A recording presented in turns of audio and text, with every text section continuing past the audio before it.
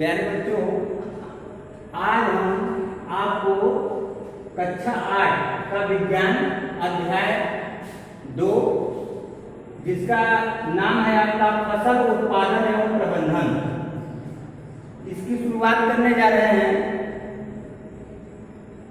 इसके विषय में देखिए, ये जो आपका अध्याय है, ये अध्याय 1 से रिलेटेड है।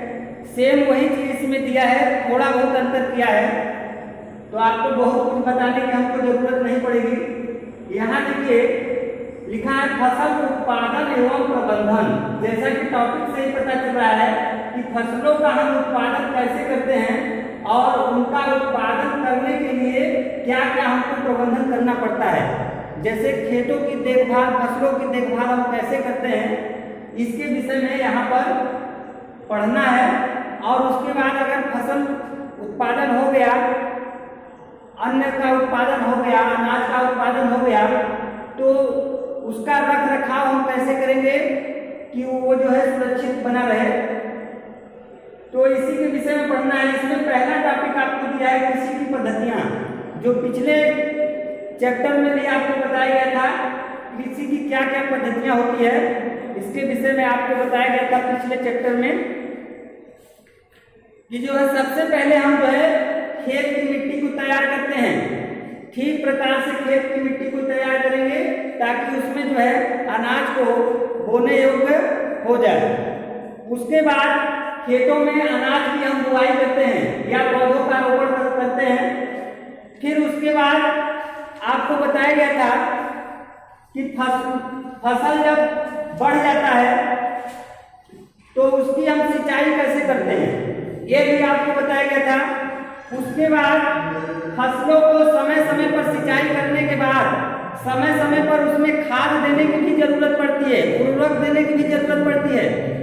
और आपको बताया गया था कि उर्वरक 2 प्रकार के होते हैं, कार्बनिक और अकार्बनिक।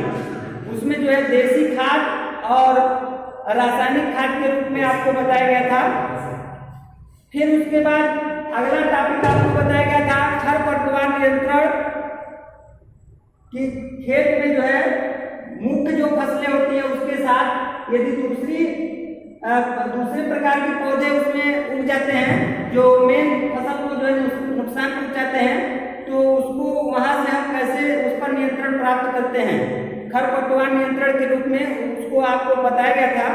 उसके बाद फसल संरक्षण, फसल की सुरक्षा हम कैसे करते हैं, ये भी बताया गया था कि फसल के चारों तरफ आप बाड़ लगा करके कटीले तारों से घेर करके, या फिर जो है उसमें स्पेयर को जो बताया गया था आपको पुतला बना करके रखने से उससे जो है फसलों की सुरक्षा होती है। और उसके बाद आपको टॉपिक बताया गया था कटाई, फसलों की कटाई हम कैसे करते हैं। फिर उसके बाद अनाज उत्पादन होने के बाद आप उसको कैसे भंडारण करते हैं, ये भी आपको कृषि की पद्धति के अंतर्गत बताया गया था। और हरित क्रांति में जो है फसलों के उत्पादन को अधिक से अधिक बढ़ाना शामिल था, क्योंकि देश में जो है बढ़ती जनसंख्या को देखते हुए यदि अनाज का उत्पादन अधिक नहीं होगा तो फिर जो है खाने के लिए सबको समस्या हो जाएगी, इसलिए जो है हरित क्रांति लाई गई थी। और यहाँ पर देखिए आपको यहाँ पर कृषि की पद्धतियां दूसरे पार्ट में आप देखेंगे तो कृषि की पद्धतियां में लिखा है बहुत वर्ष पहले ईसा से पूर्व मनुष्य जो है भूमक्कड़ थे, मतलब खाना बदोश जीवन व्यतीत करते थे। एक स्थान से दूसरे स्थान तक ऐसे भटकते रहते थे, उनका कोई आवास नहीं था, घर नहीं था, कहीं जो है वो रहते नहीं थे, केवल आते जाते रहते थे, घूमते फिरते रहते थे। और वे एक स्थान से दूसरे स्थान पर भोजन की तलाश में इधर उधर घूमते रहते थे। मनुष्य का रहने का आवास भी निश्चित नहीं था। अभी आपको बताया उनका जो भोजन था वो कंदमूल, फल तथा कच्चा मांस ये था, उसको ये सब खा करके जो है अपनी भूख को शांत करते थे। वे फल और सब्जियां खाते थे फिर उसके बाद वे जंतुओं का शिकार भी करते थे। धीरे धीरे सभ्यता का जो है विकास हुआ और मनुष्य ने खेती करना प्रारंभ कर दिया। उसमें विभिन्न प्रकार के अनाजों का उत्पादन करना शुरू किया, जैसे चावल, गेहूं और अन्य खाद्य पदार्थ जो है वो उत्पादन करने लगा उनका। इस प्रकार कृषि का विकास हो गया। जब एक ही देखिए फसल क्या होता है, इसका परिभाषा आपको पिछले पाठ में भी बताया गया था। जब एक ही किस्म के पौधे किसी स्थान पर बड़े पैमाने पर उगाए जाते हैं तो इसे हम फसल कहते हैं।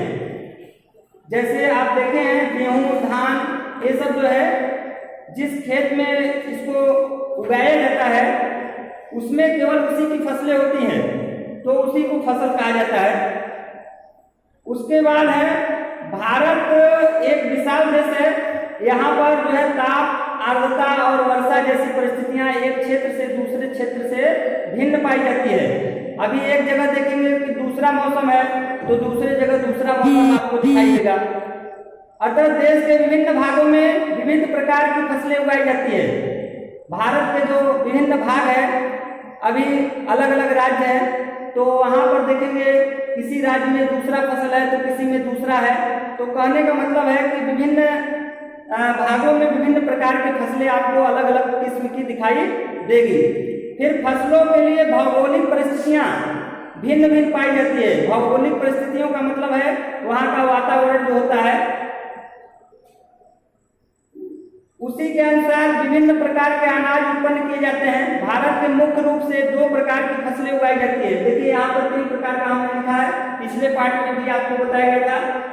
देखिए फसलों का जो मौसम के हिसाब से फसलों का प्रकार है, ये मुख्यतः जो है 2 प्रकार की होती है, लेकिन तीसरा भी इसमें आ जाता है, तो उसको भी आप जानते रहेंगे। देखिए पहला है रबी की फसल, जिसको हम ये जो है रबी की जो फसल होती है ये ठंडे मौसम में इसको बोया जाता है, ठंडे मौसम में इसको उगाया जाता है, शीत ऋतु में। और उसके बाद ये है आपका खरीफ की फसल, ये बरसात की फसल मानी जाती है। इस समय जो खेती हो रहा है आप समझ लीजिए वो खरीफ की फसल के अंतर्गत आएगा। जैसे आपका मूंगफली हो गया या फिर धान हो गया, मक्का हो गया, ये सब खरीफ की फसल है। और रबी की फसल में आपका जैसे चना, मटर, गेहूं, ये सब चीज जो है, सरसों, ये आपका रबी की फसल के अंतर्गत आएगा।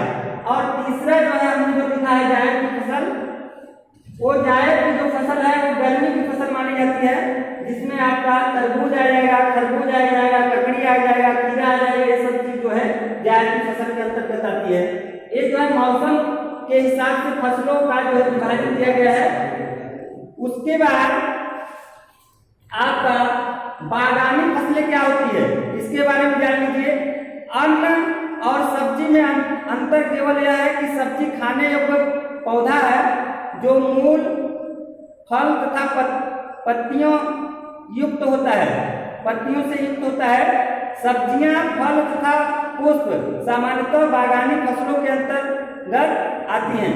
सब्जियां और फल तथा पुष्प, जो सब्जी होते हैं, सब्जियों की जो फसलें होती है, फल की जो फसल होती है और फूलों की जो फसलें होती है, ये सब बागानी फसलों के अंतर्गत आती है। आपको ध्यान देना होगा कि बागानी फसलों के अंतर्गत क्या आती है, सब्जियां, फल और फूल की खेती जो होती है वो बागानी फसलों के अंतर्गत आती है।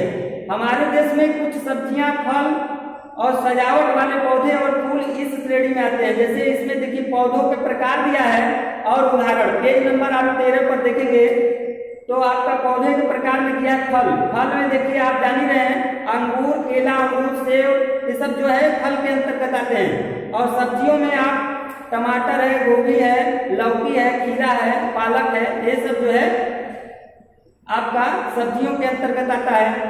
और फूल या पुष्प के अंतर्गत क्या आता है, गुलाब, चमेली, गेंदा, आप जान ही रहे हैं, कहने की जरूरत नहीं है इसमें। देखिए सजावट करने वाले पौधे आपका नागफनी है, ये सब जो है सजावट करने वाले पौधे हैं। और मनी प्लांट होता है और बहुत सारे पौधे होते हैं जो सजावट के रूप में आप देखते हैं। उसके बाद कृषि के सामान्य तौर तरीके, कृषि के सामान्य तौर तरीके क्या है भाई, ये देखिए जो हमने चौथा टॉपिक लिखा है आप जानिए फसल उत्पादन के लिए खेत को फसली पौधों के उचित विकास के लिए तैयार करते हैं। अच्छी फसल का उत्पादन करने के लिए फसल का चुनाव करते हैं और अच्छे बीजों का भी चुनाव करते हैं, अच्छे मिट्टी का चुनाव करते हैं, क्योंकि जो फसल होगी उसके लायक वो जो मिट्टी होना चाहिए। अगर दूसरी मिट्टी मिल गई तो उसमें समझ लीजिए फसल का पैदावार कम हो जाएगा। और अच्छी गुणवत्ता वाले बीज अभी आपको बताया गया। फिर उसके बाद फसलों की उचित तथा समयानुसार सिंचाई। फसल आपका बढ़ रहा है तो उसको समय समय पर उसको सिंचाई करने की भी जरूरत पड़ती है। यदि आप उस समय समय पर उसको सिंचाई नहीं करेंगे तो पौधा सूख जाएगा और आपका जो है फसल खराब हो सकता है। उसके बाद समय समय पर उसमें से खरपतवार निकालना, कीड़े मकोड़े से उनकी सुरक्षा करना, समय समय पर अच्छी प्रकार के उसमें खाद का इस्तेमाल करना देना, और खेती में काम वाले कल यंत्रों का आवश्यकता अनुसार प्रबंध करना होता है। फसलों के लिए उचित प्रकाश, सिंचाई के लिए जल का सही प्रबंध, उसके बाद पौधों को कार्बन डाइऑक्साइड, जल, सूर्य का प्रकाश, वायु तथा मृदा से पोषक तत्वों की आवश्यकता होती है। पौधों के लिए उपजाऊ भूमि और अच्छी खाद की भी जरूरत पड़ती है। अभी आपको बताया गया कि पौधे के लिए उपजाऊ भूमि नहीं रहेगा तो पौधे उसमें आपके कमजोर दिखेंगे और फसल का पैदावार आपका कम हो जाएगा। उसके बाद लास्ट टॉपिक जो आज है हमारा, कृषि हेतु ट्रैक्टर की भूमिका। अभी कुछ वर्षों पहले आप देखते थे कि खेत जो होते थे वो खेत को जो है कई दिनों जोतने में, उसकी जुताई करने में कई दिन लग जाते थे या महीनों कह लीजिए, सप्ताह महीने लग जाते थे। लेकिन आज जो है ट्रैक्टर की सहायता से हम उसी खेत को जो है एक ही आदमी के द्वारा बहुत कम समय में उसको जोता जा रहा है। जो ट्रैक्टर की आपकी भूमिका है ये बताता है। और आगे है खेत, फसल बोने के लिए खेत का कैसे हम जो है उसका तैयारी करें, इसके लिए हम नेक्स्ट वीडियो में अगले दिन आपको समझाएंगे। तब तक के लिए गुड बाय।